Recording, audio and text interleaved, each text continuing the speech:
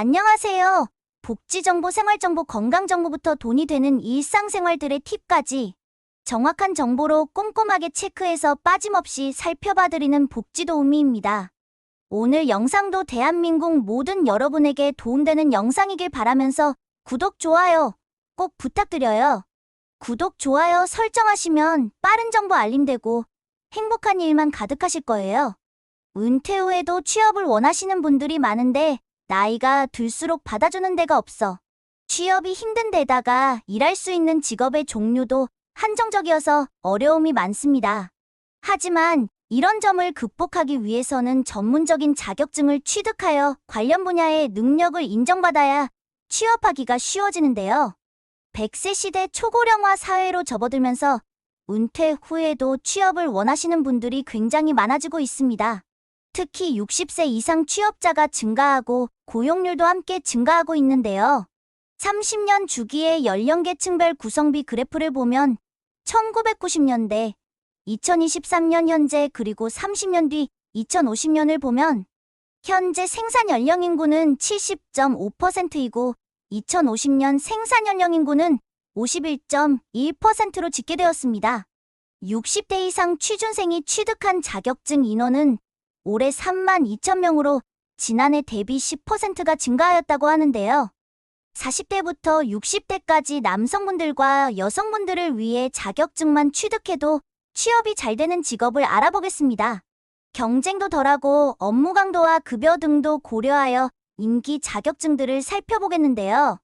먼저 남성분들의 직업으로 첫 번째는 방수기능사 자격증입니다. 방수는 건물에 물, 습기 등이 스며들지 않게 하는 직업으로 현장에서 바닥이나 지붕, 벽체, 지하층, 옥상 등의 아스팔트나 몰타르 등 방수제를 바르는 도포 작업을 수행하는데요. 기후변화에 따른 잦은 폭우로 방수기능사의 전망이 더욱 밝다는 평가가 나오고 있습니다. 현장직 중에서는 육체적으로 난도가 낮고 실기시험 합격률도 높아서 여성분들도 많이 취득하는 자격증입니다. 두 번째로는 조경기능사 자격증인데요. 조경기능사는 나무, 물, 식물, 돌, 조형물을 이용해서 생활공간을 꾸미는 일을 합니다. 최근 아파트 등에서도 조경공사가 중요해진 만큼 조경에 대한 수요도 꾸준히 증가하고 있어서 중장기적으로 전망이 밝다고 하는데요. 특히 시험 합격률이 80% 이상으로 대체로 어렵지 않다는 평가가 나오고 있어 한번 도전해 볼 만합니다. 세 번째는 건축도장기능사 자격증입니다. 건축도장기능사는 쉽게 말해 건물 내외부를 페인트 등으로 도색하는 작업을 하는 사람을 말하는데요. 방수기능사와 마찬가지로 여성분들도 많이 취득하는 자격증 중에 하나입니다.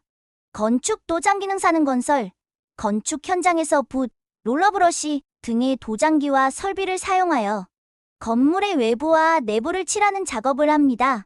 건축 도장기능사 자격증을 취득하면 도장공으로 취업하게 되는데 낡은 건물의 신축, 리모델링 수요가 꾸준히 늘어나는 추세라 직업 전망이 밝고 각광받는 자격증이라고 합니다.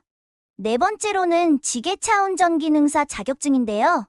지게차운전기능사는 건설기계인 지게차를 운전하기 위해 취득해야 하는 자격증으로 채용 시 우대 요건으로 가장 많이 제시된 자격증인데요. 지게차의 경우 다른 중장비에 비해 장비 조작이 쉽다는 장점이 있습니다. 3톤 미만 지게차는 건설기계 중장비 직업 교육기관에서 이론 6시간, 실습 6시간의 교육을 이수하면 수료증이 발급됩니다. 다섯 번째는 굴착기 운전기능사 자격증인데요. 굴착기 운전기능사는 건설기계인 굴착기를 운전 및 취급하기 위해 취득해야 되는 자격증입니다. 굴착기는 공사 현장에서 가장 흔하게 볼 수 있는 건설 현장에서 자주 사용하는 건설기계입니다. 주의할 점은 자격증을 취득했다고 바로 굴착기를 운전할 수 있는 건 아닙니다. 반드시 자격증 취득 후 건설기계 조종사 면허를 취득해야 하는데 굴착기 운전기능사는 필기보다는 실기 시험의 합격률이 낮기 때문에 학원에서 잘 준비해서 실기를 응시해야 한다는 점 참고하시기 바랍니다.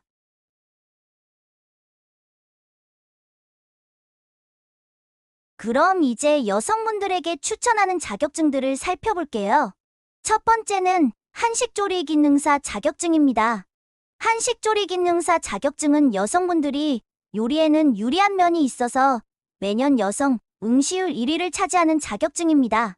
시험은 필기, 실기로 구성되어 있고 한식조리 기능사는 다른 자격증들에 비해서 주변에서 쉽게 취업할 업체를 찾을 수 있는데요.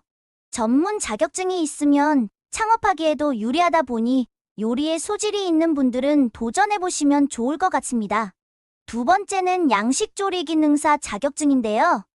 양식조리사 자격증은 젊은 층보다 살림 경력이 많은 중년 여성들이 유리한 점이 있습니다. 시험은 필기와 실기로 구분되어 있고 문제집을 구입해서 혼자 공부해도 어렵지 않게 합격할 수 있는 장점이 있습니다.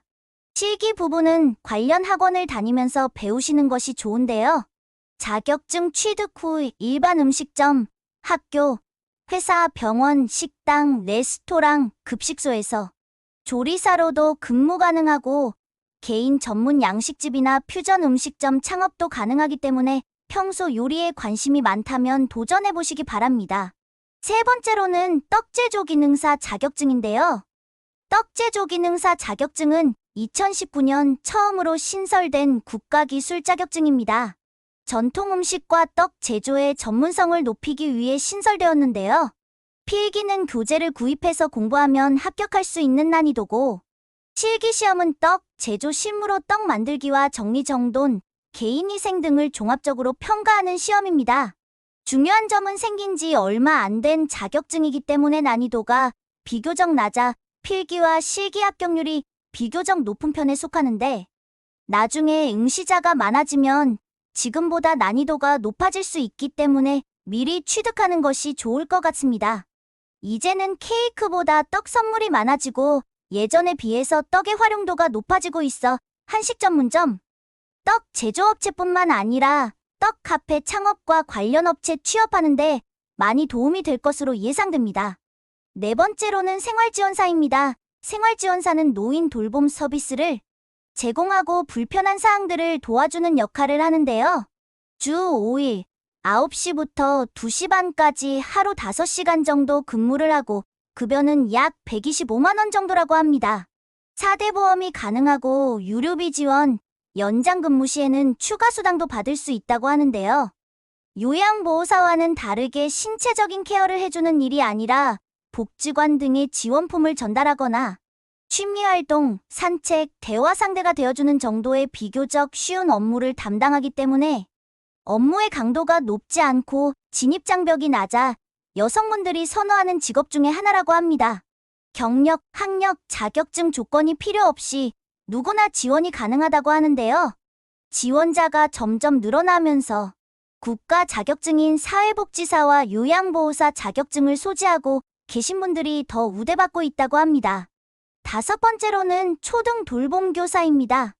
육아 경험이 있고 아이들을 돌보고 가르치는 일을 경험해봤다면 취업에 유리한 초등 돌봄교사인데요. 2023년 교육부에서 늘봄학교 시범 도입을 하며 시간을 늘려 아이들을 돌볼 수 있도록 하고 점차 전국적으로 확대해서 운영할 계획이라고 합니다. 급여도 늘봄 도입 이후에 더 많아질 것으로 보이는데요.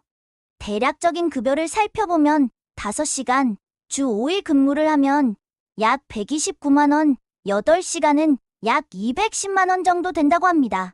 초등 돌봄교사 취업 정보는 사회복지시설정보 시스템 사이트에서 종사자 구일란의 돌봄교사를 검색하면 구인 공고를 확인할 수 있습니다. 누리집 아이 돌봄 홈페이지에서 모집 홍보에 들어가 지역 설정을 하고 공고를 확인할 수도 있는데요. 초등 돌봄 교실은 이용을 원하는 학부모가 굉장히 많지만 시설과 인력이 부족한 상황이고 앞으로 정부에서 시설과 인력을 충당하기 위해 많은 지원과 정책을 준비하고 있어 일자리가 많아질 것으로 예상됩니다. 초등 돌봄 교사는 유치원 교사, 초등학교, 중학교, 교원 자격증 소지자나 보육교사 2급 이상의 자격증 소지자가 대상입니다. 오늘은 인생 100세 시대에 앞으로 필요할 만한 자격증들을 소개해드렸는데요.